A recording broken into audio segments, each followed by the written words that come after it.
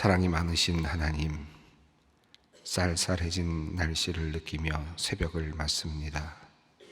그래도 따뜻한 주님의 품 안에서 오늘 하루를 시작하게 하시니 감사합니다.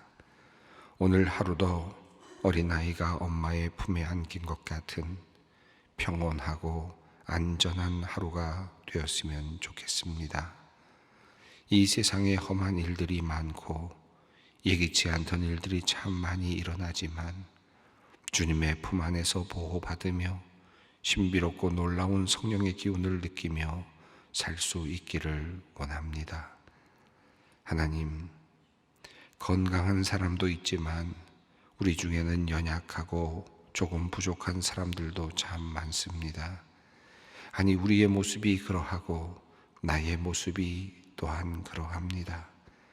조금 강하고 건강한 부분도 있지만 우리 속에는 참 연약하여서 다른 이들에게 들키고 싶지 않은 것들도 많이 있습니다.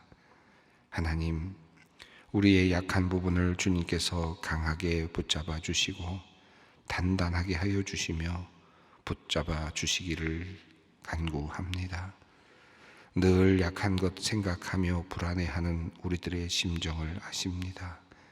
우리의 약함이 도리어 하나님의 일하시는 통로가 되고 하나님의 임재를 드러내는 멋진 재료가 되게 하여 주시옵소서.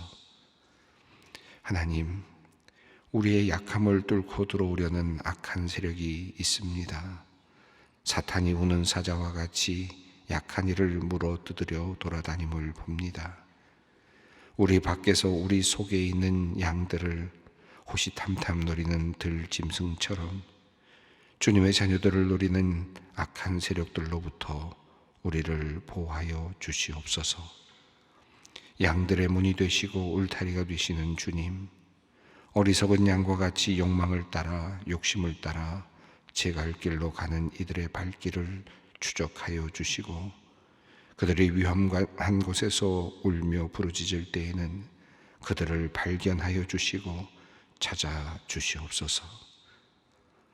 나태함과 게으름의 힘에서 빠져나오지 못하며 살아가는 우리의 모습이 또한 있습니다. 양떼의 진영에서 점점 멀어져가는 양과 같이 안타깝게도 신앙의 길에서 점차 멀어지고 주님과 점점 멀어져가는 우리의 모습을 볼 때가 있습니다. 세상의 안락함에 빠져서 세상에 주는 많은 것들에 도취되어서 인도하시는 주님을 그저 멀리서 보면서도 힘차게 따르기 결단하지 못하는 우리들을 주님께서 긍휼히 여겨 주시옵소서. 또한 세상의 달콤한 유혹에 빠져서 그 맛과 향기에 취해 멋대로 살아가는 모습들이 우리 가운데 있습니다. 자유를 누린다는 명분 아래 우리는 방종의 길을 가려할 때가 있습니다. 육체가 주는 짜릿한 만족감, 순간의 배부름을 찾아 하루를 탕진하고 또 하루를 낭비하는 우리들을 주님 불쌍히 여겨 주시옵소서.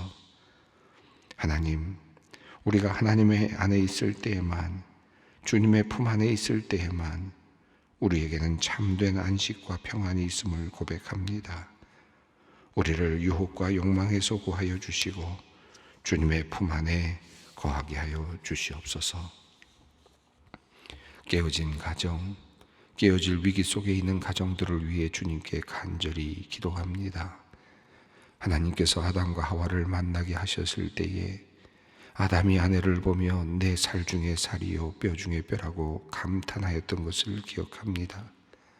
배우자를 보며 감탄의 마음을 가졌던 부부가 시간이 지나 이런저런 상처를 받고 마음이 멀어지고 서로를 존중하지 못하는 상황에 이르게 된 가정들이 있습니다.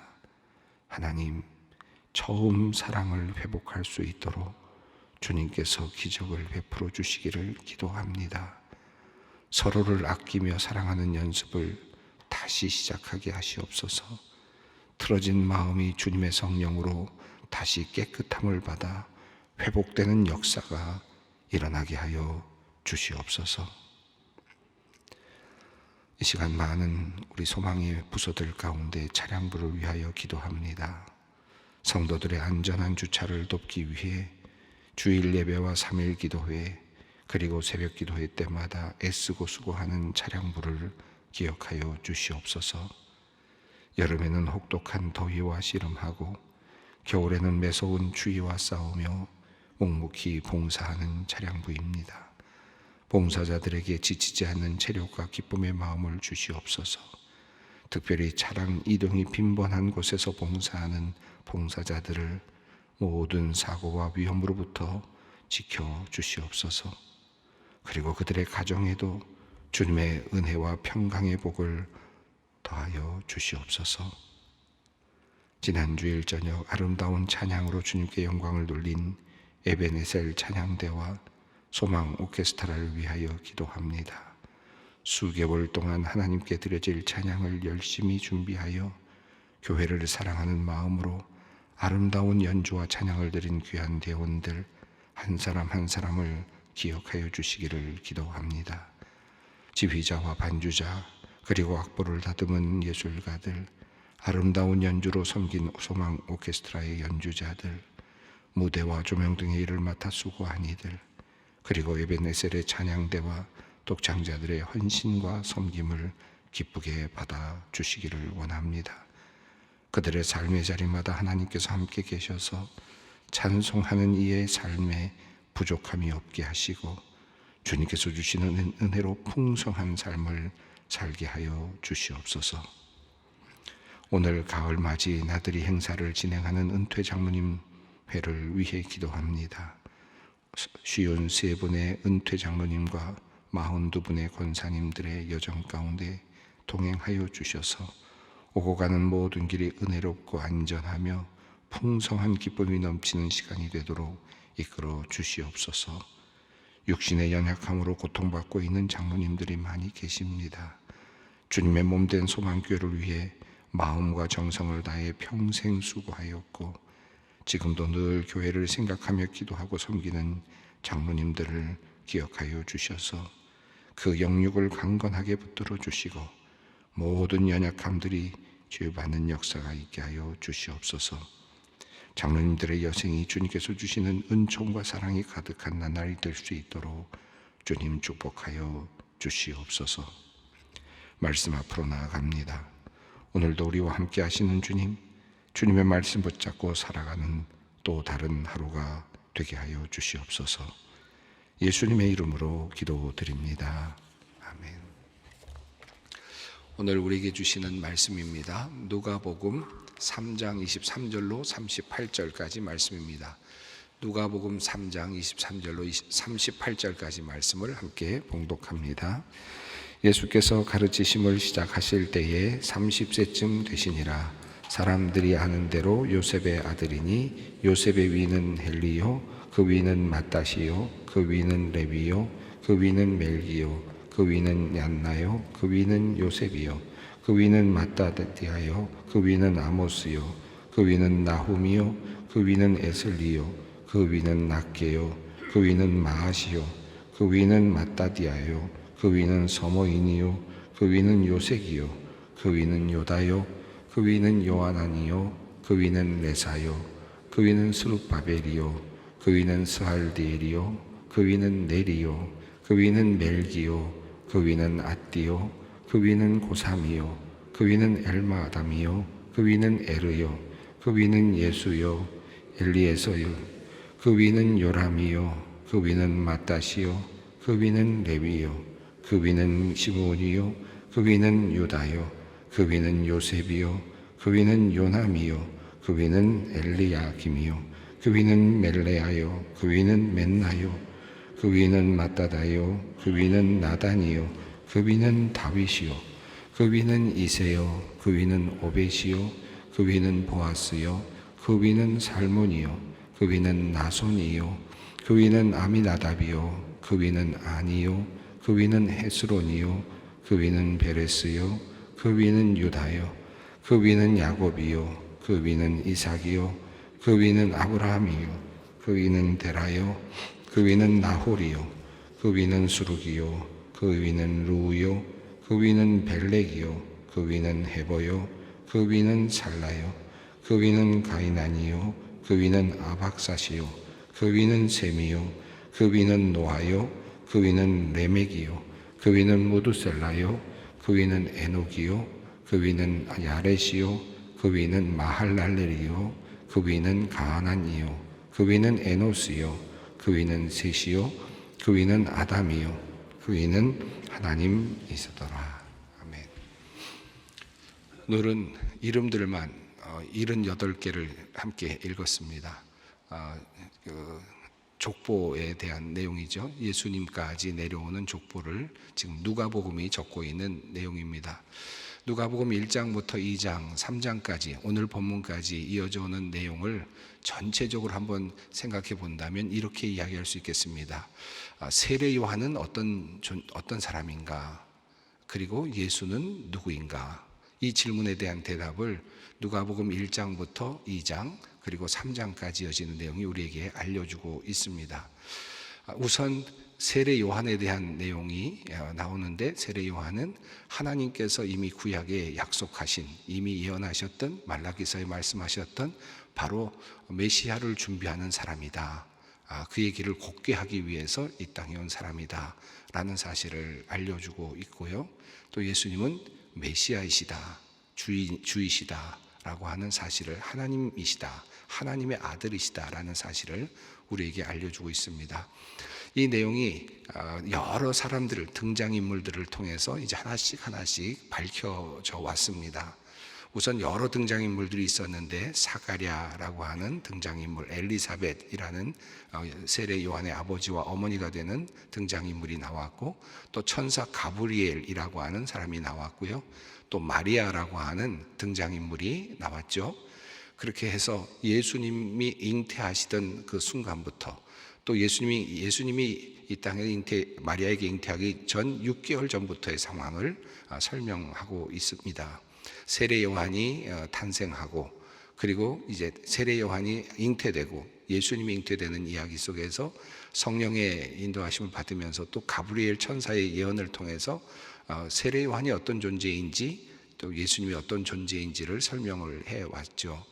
특별히 엘리사벳이 마리아를 만날 때 마리아에게 엘리사벳이 내 주의 어머니가 나에게 오시니 라고 하는 이야기를 통해서 이 주의 어머니, 마리아가 이미 주 하나님의 어머니이시다 라고 하는 사실을 성령을 통해서 그가 엘리사벳이 고백하고 있는 것을 우리가 보았습니다. 이렇듯 누가복음에는 이제 여러 장면을 통해서 예수님이 어떤 분이신가 라고 하는 것을 설명해 오고 있습니다. 모든 것들을 자세히 살펴본 누가는 이제 모든 것들을 잘 정리해서 우리가 믿고 있는 예수님이 어떤 존재인지를 설명을 하고 있는데, 첫 번째로 모든 사람들의 주가 되신다라고 하는 사실을 엘리사벳을 통해서 설명을 하고 있습니다. 또 마리아를 통해서는 이제 처녀가 잉태하여 아들을 낳을 것이다 라고 하는 말씀을 통해서 구약의 말씀이 이제 이루어지는, 그리고 놀라운 기적의 말씀이 이루어지는 그런 역사를 말씀했습니다. 또 목자들에게는 천사들이 나타나서 이제 다윗의 동네에 구주 곧 그리스도가 나셨으니 너희 만군의 주다라고 하는 표현을 통해서 구주이신 예수님, 그리스도이신 예수님, 또 주 하나님이신 예수님에 대한 표현이 나타났습니다. 그리고 또 이어지는 사람들, 성전에서 만났던 사람들이 있었죠. 시므온이라든지 안나라든지, 또 이미 사가랴가 그 말문이 터지면서 예언했던 내용들이 나오는데, 사가랴는 구원의 뿔을 다윗의 자손에게서 이제 일으키셨다라고 해서 구원의 뿔, 구원이 일어났다라고 하는 사실을 사가랴가 성령을 통해서 이야기를 합니다.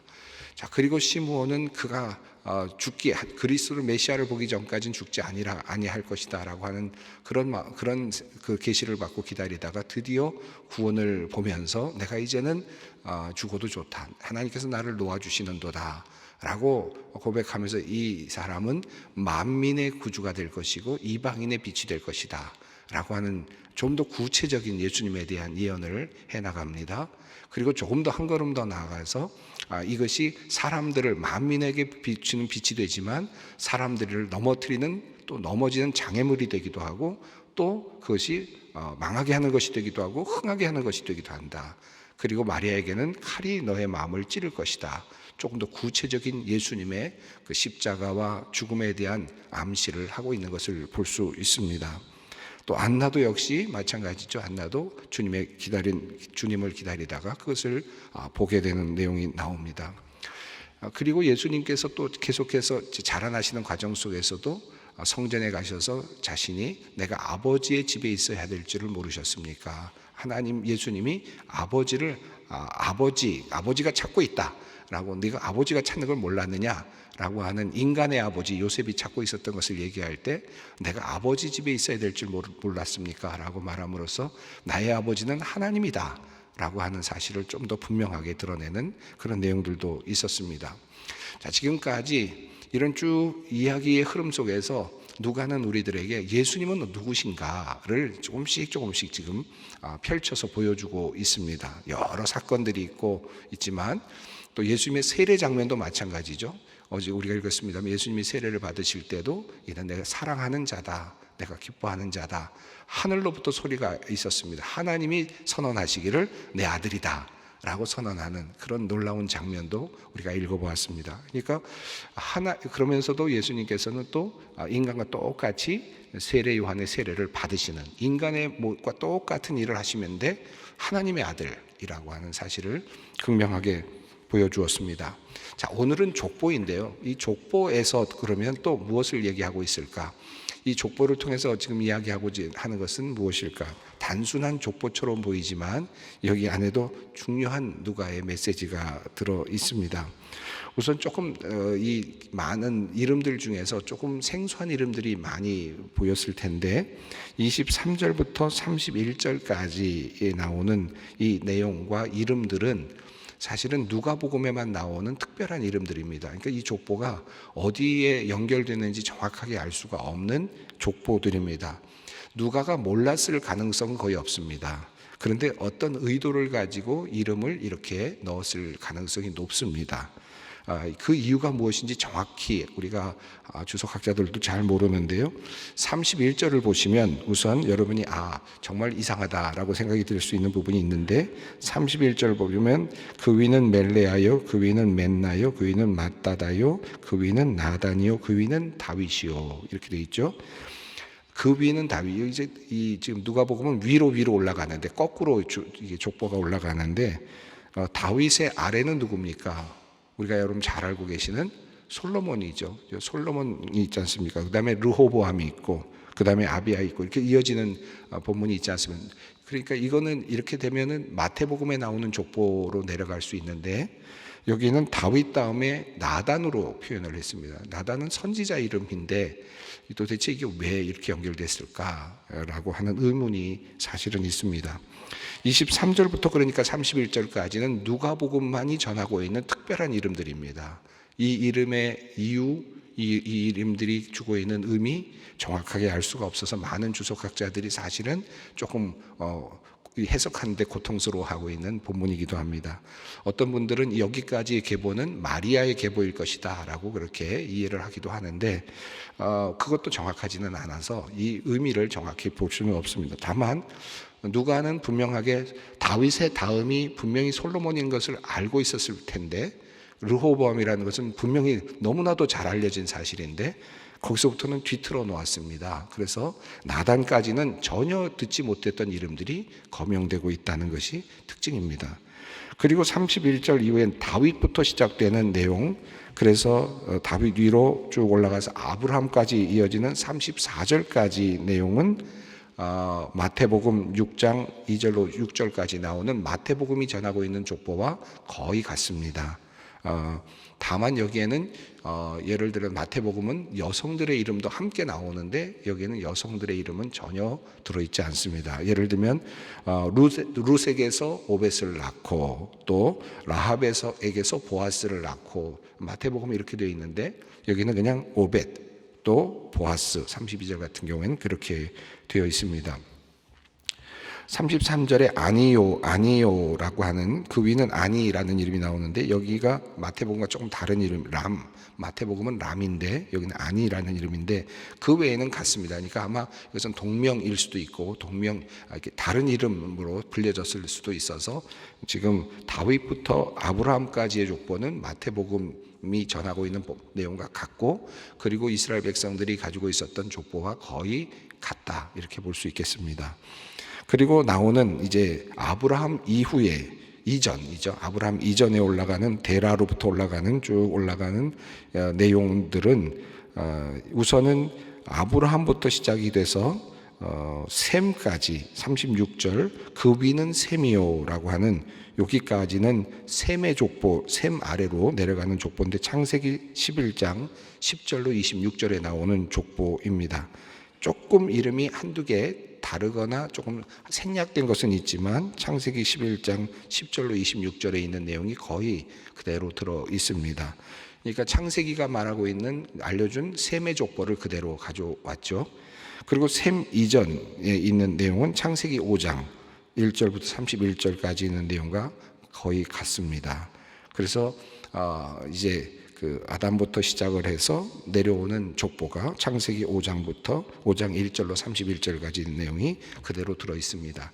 그러니까 일단 구조를 보면 누가복음 3장 23절부터 31절까지는 누가만이 전하고 있는 의미가 들어있는 족보이고 그 위 다윗부터는 이제 성경에 나오는 내용들이 그대로 들어 있습니다. 이렇게 이제 되어 있는데 여기 쭉 이제 78개 하나님까지 포함해 78개 이름이 들어있는데 이제 그 족보를 시작하는데 이렇게 시작이 됩니다. 23절 읽겠습니다. 예수께서 가르치심을 시작하실 때에 30세쯤 되시니라. 사람들이 아는 대로 요셉의 아들이니 요셉의 위는 헬리요. 자, 여기 보면 이 요셉의 위는 헬리요라고 되어 있으니까 요셉의 족보인 것처럼 보이기는 합니다. 그런데 한 가지 예수님께서 이제 공적 생애를 시작하실 때가 30세쯤 되었다라고 하는 말씀, 이 말씀 때문에 우리가 예수님이 30세부터 공생애를 시작하셨고 또 대략 6월절을 맞이하신 그 기간들을 복음서에서 보니까 한 3번 정도 이렇게 보여지니까 한 33세쯤에 돌아가셨다라고 이렇게 추정을 하는 거죠. 그렇게 할 수 있도록 만들어주는 중요한 단서가 누가복음 이 본문입니다. 예수님께서 30세쯤 되셨을 때에 이제 공적인 생애를 시작하셨는데 사람들이 아는 대로는 사람들이 추정하는 바대로는 그도 그렇겠죠.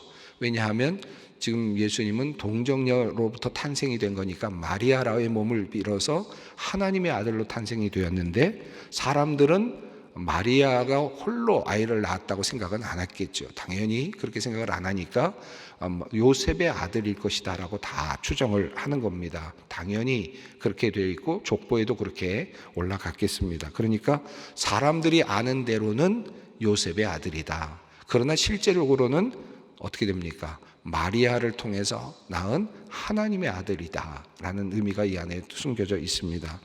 사람들이 아는 대로는 요셉의 아들입니다. 그러나 하나님 이 요셉하고는 관계가 없죠.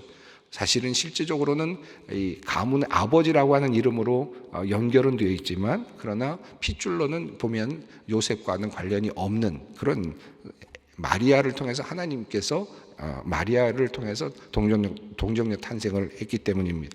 그래서 그런지 요셉의 위는 헬리오라고 하는 부분부터 나다니오라고 하는 이름까지는 우리가 전혀 알 수 없는 이름들로 나열되어 있습니다. 어찌 보면 영적인 책에 우리가 알 수 없는 하나님의 세계를 우리로 하여금 상상해 보라고 하는 듯한 그런 느낌이 들기도 합니다. 이 혈통으로 따지면 지금 요셉의 아들이 예수님이냐? 사람들이 알기로는 그런데 실제는 아니잖아요. 이런 영적인 세계를 우리가 알 수 없는데 그 위는 계속 올라가는데 알 수 없는 전혀 그들이 지금 이스라엘 백성들도 알 수 없는 이름들이 거명되면서 우리로 하여금 상상의 날개를 펴게 만들어 줍니다. 그리고 나서 다윗까지 우리가 알고 있는 이름까지 이제 올라가는데요. 하나님께서 역사에 가시는 하나님의 큰 하나의 신비로움을 또 우리로 하여금 느끼게 해주기도 합니다. 흥미로운 것은 이렇게 이제 올라가는 이름들이 쭉 올라가면서 한 사람씩 거명을 하는데 마지막 부분에 가서 아담이요라고 하는 데까지 가죠. 38절에 아담이요 그 위는 하나님이시라. 이 마태복음 족보하고 누가복음의 족보가 좀 다른 점은 마태복음은 과거에서부터 현재로 올라가는, 그러니까 옛날에서 오늘로 이제 예수님까지로 오는 그런 족보라면 이 누가복음은 거꾸로죠. 요셉에서부터 요셉부터 시작해서 과거로 거슬러 올라가서 쭉 태초까지 올라가는 그런 방식으로 되어 있습니다. 그리고 앞서 말씀드렸지만 마태복음은 여성들이 소개되지만 여긴 누가복음은 여성들이 소개가 되고 있지 않습니다. 또 흥미로운 것은 마태복음은 아브라함까지만 마무리하고 있는데 이 누가복음은 아담까지 올라가는 족보를 이야기하고 있습니다. 이 차이가 있죠. 자, 이 누가복음이 지금 이야기하고자 하는 의미는, 이 족보에서 의미하고자 하는 것은 마지막에 인간 아담, 흙으로 지어진 아담까지 올라갑니다. 그러니까 예수님의 족보는 누구라는 겁니까? 예수님은 인간이시다 라고 하는 것까지 올라가는 거죠. 인간의 자손이다, 인간의 몸을 입고 오셨다, 아담이라고 하는 아브라함 선택된 백성뿐만 아니라 흙으로 빚어서 지음을 받은 그런 인간 아담, 예수님은 참 인간이다 라는 의미입니다. 그런데 흥미로운 것은 그 위는 하나님이시니라 라는 표현이죠. 이 둘 사이는 어마어마한 차이가 있는데 하나님이 아담을 지으시긴 하셨죠.